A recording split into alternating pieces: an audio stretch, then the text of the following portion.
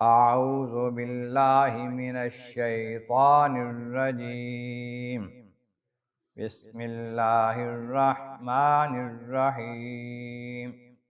وَلِلَّهِ غَيْبُ السَّمَاوَاتِ وَالْأَرْضِ وَمَا أَمْرُ السَّاعَةِ إِلَّا كَلَمْحِ الْبَصَرِ أَوْ هُوَ أَقْرَبُ إِنَّ اللَّهَ عَلَى كُلِّ شَيْءٍ قَدِيرٌ وَاللَّهُ أَخْرَجَكُم مِّن بُطُونِ أُمَّهَاتِكُمْ لَا تَعْلَمُونَ شَيْئًا وَجَعَلَ لَكُمُ السَّمْعَ وَالْأَبْصَارَ وَالْأَفْئِدَةَ لعلکم تشکرون۔ صدق اللہ العظیم۔ حمد و ثناء رب کریم اور درود و سلام بر سید خیر الانام کے بعد سورۃ النحل کی آیت نمبر 77 اور 78 تلاوت کی گئی ہیں، جو 14ویں پارے کے 17ویں رکوع میں ہے۔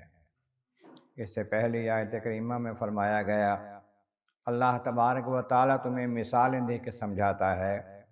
دو بندے ہیں، ان میں سے ایک گونگا بہرا ہے پیدائشی طور پر، کسی کام کا نہیں ہے، اپنے مالک پر بھی بوجھ ہے وہ، اور وہ جہاں جاتا ہے اچھی خبر نہیں لاتا۔ دوسرا وہ ہے جو سیدھے راستے پہ چلتا ہے، حق کی بات کرتا ہے، عدل کا انصاف کا حکم دیتا ہے، عدل کرتا ہے اور سیدھے راستے پر صراط مستقیم پر ہے۔ کیا برابر ہو سکتے ہیں؟ نہیں ہو سکتے۔ تم کیسے کہتے کہ بت اللہ کے برابر ہو جائے؟ مزید ارشاد فرمایا،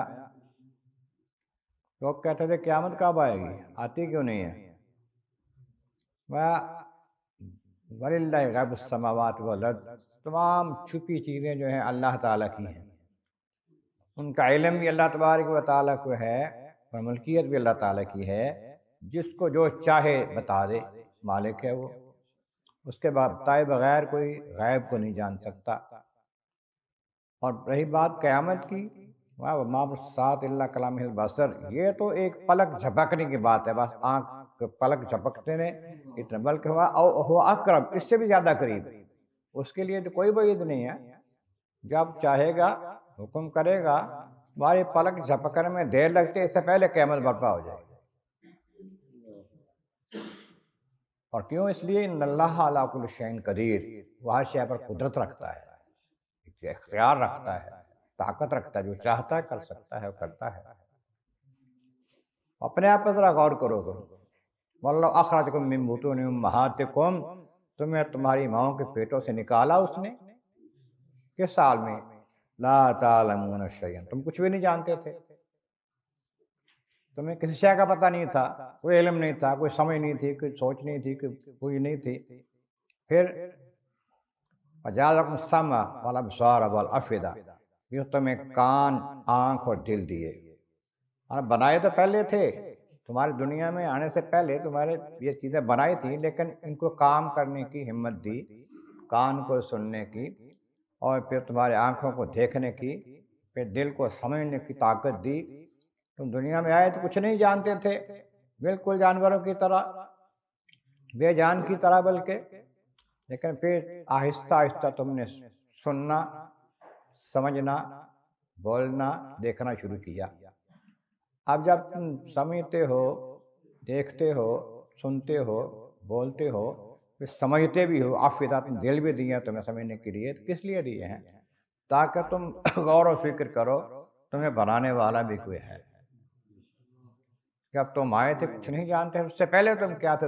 آنے سے پہلے ایک ناپاک قطرہ، پھر اس کے بعد آہستہ آہستہ خون بنا، لوتھڑا بنا، پھر ہڈی، پھر گوشت، سارا کچھ تمہارا جو بنایا ہے، کس نے بنایا ہے؟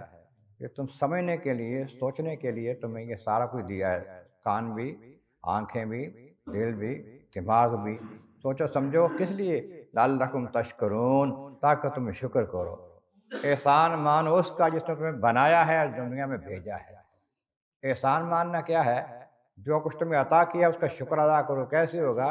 ہر شے جو بنائی ہے اس کا شکر ہے کہ اس کو استعمال کرے جیسے اس پروردگار چاہتا ہے، اس کی مرضی کے مطابق اپنے اعضاء کو استعمال کرو، اس کی بارگاہ میں جھکو اور اپنے دل کو جھکاؤ، اپنے جسم کو جھکاؤ اس کی بارگاہ میں، پھر تمہارا شکر ادا ہوگا۔